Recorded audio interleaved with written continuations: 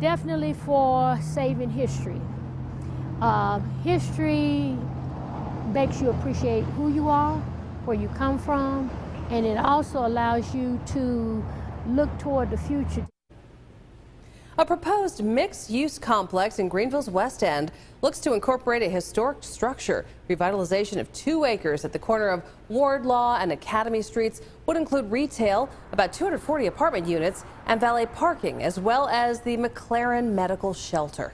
Yeah, that clinic was one of the few places where African Americans in Greenville could receive health care in the Jim Crow era. 7 News reporter Ann Maxwell has a lot more on the development and the talks to preserve history. Ann. Amy, Tom, the developers are actually planning on naming the complex the McClaren for Dr. E.E. McLaren, who opened that clinic. Now community activists are working to have the current building not only preserved in this development, but also added to the historic registry.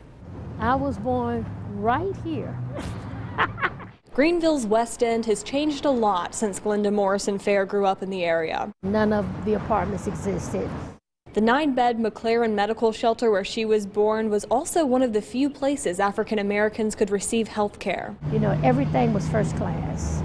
You felt first class. You walked into the clinic, and everybody in that clinic made you feel like, I'm going to get the best treatment in America. Dr. E.E. McLaren built the shelter next to his house, where he treated people who were often turned away elsewhere. Now apartment complexes tower over the brick building tucked just off Academy Street. And another development is set to go where it currently stands.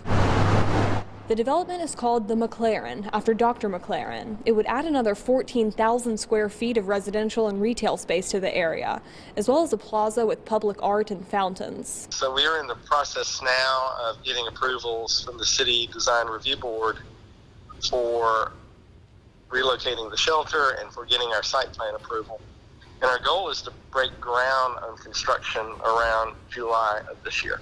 The plan is to move the shelter about 70 feet toward Academy Street. Community activists say they want the building to remain intact so that it can be registered as an historic property. There's still some concerns as citizens that we have that there's still some changes that we are not in agreement with, and that is leaving the foundation.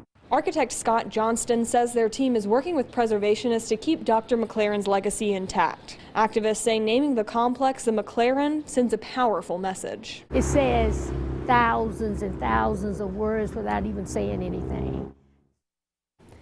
And if everything goes according to the developer's schedule, the development should be complete in 2021. Well, the conversation surrounding affordable housing in Greenville's been going on for a while. So what happens to address that in this project? I know, what are the price points like, for example, for apartments?